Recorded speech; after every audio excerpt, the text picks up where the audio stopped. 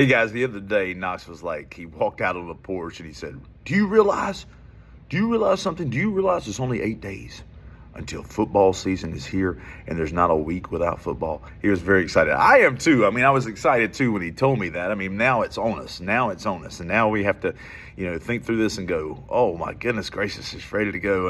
And that national pastime of baseball and football is all going to be happening at the same time and all. Braves are disappointing this year, but who knows? Who knows what will happen with those Braves? But football season is here.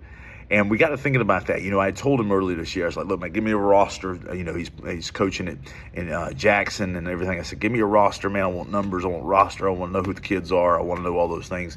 And he said, okay, I'll get that to you. And all. So we just fired up about it.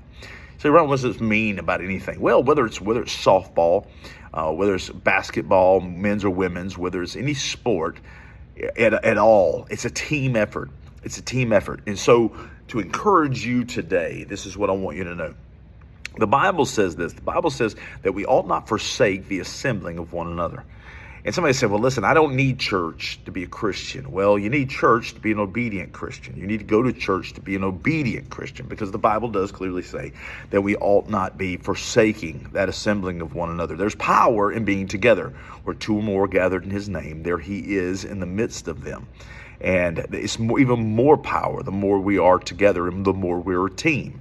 Obviously, and I say this all the time, churches cannot function without the help of everyone around them. Cannot function without the help of everyone around them.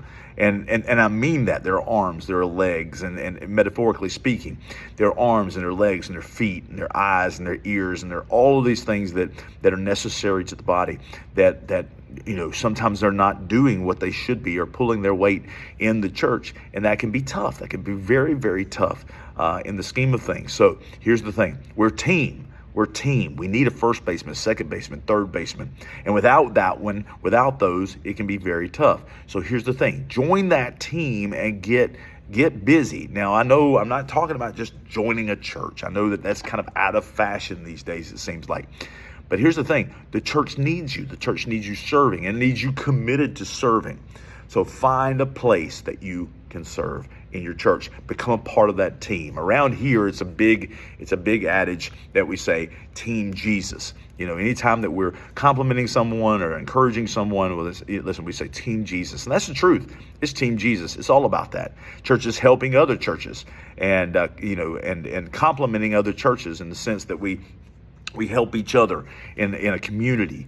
And so here's the thing. Find a way to be useful in your church, no matter what it is. And I promise you, everything is important. You say, well, I don't know the skills I have. Figure out those skills you have. Ask God to figure those out for you. Ask people in the church to help you figure that out, and find your place and serve in that church. I'm telling you, it will grow tremendously if you will do your part. Love you guys. Talk to you later. Bye-bye.